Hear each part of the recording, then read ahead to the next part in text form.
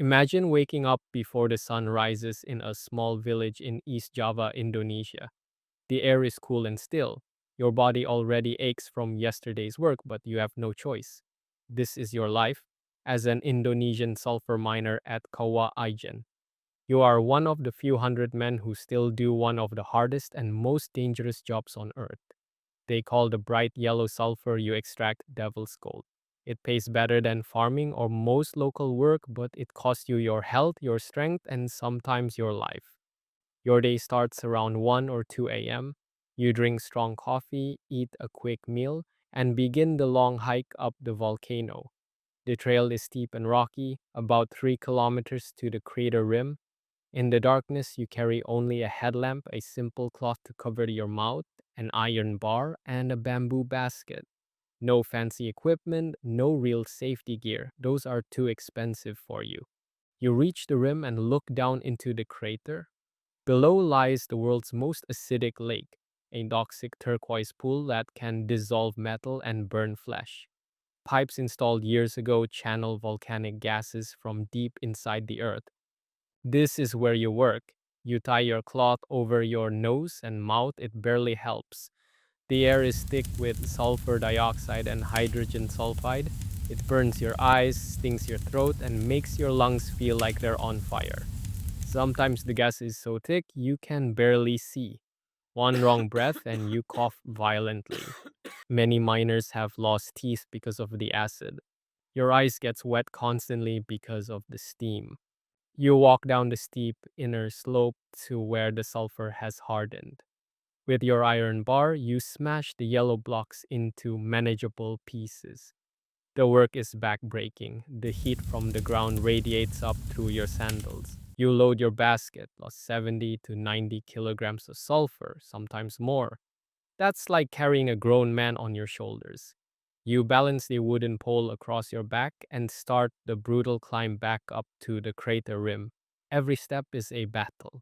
Your shoulders scream, your spine compresses.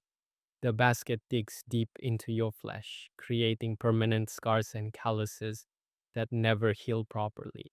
Many miners develop deformed spines, damaged knees, and chronic back pain, but you keep moving one foot in front of the other. If you stop too long, the gas gets worse.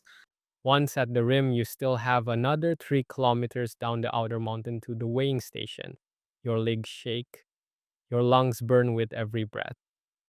Tourists sometimes pass you on the trail wearing proper gas masks, taking photos of the beautiful blue flames at night or the dramatic scenery. Some even ask to take pictures with you. You smile politely if you have energy, but inside you wonder if they understand what this really costs. You make this journey twice or three times a day if you're strong and the gas isn't too bad. Each load earns you money based on weight. On a good day, you might bring home the equivalent of 10 to 15 US dollars. It's better paid than many jobs in the region, enough to feed your family and send your children to school. But it comes at a terrible price.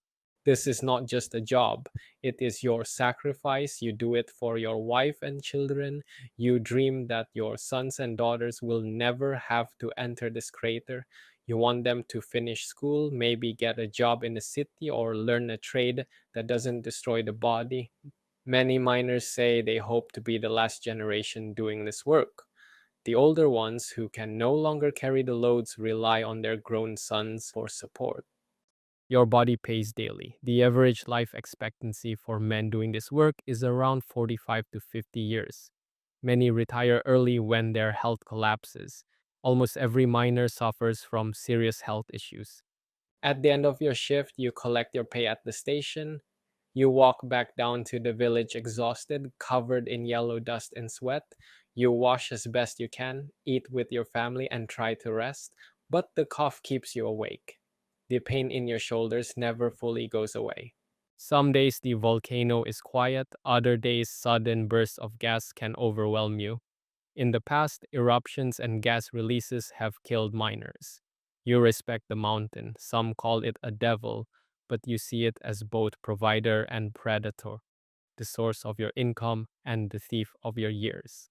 You are proud in a quiet way. This hard labor puts food on the table and clothes on your children's backs. In a region with limited opportunities and low education levels for many, this is one of the better paying options available. Yet you know it cannot last forever. This is your life as an Indonesian sulfur miner.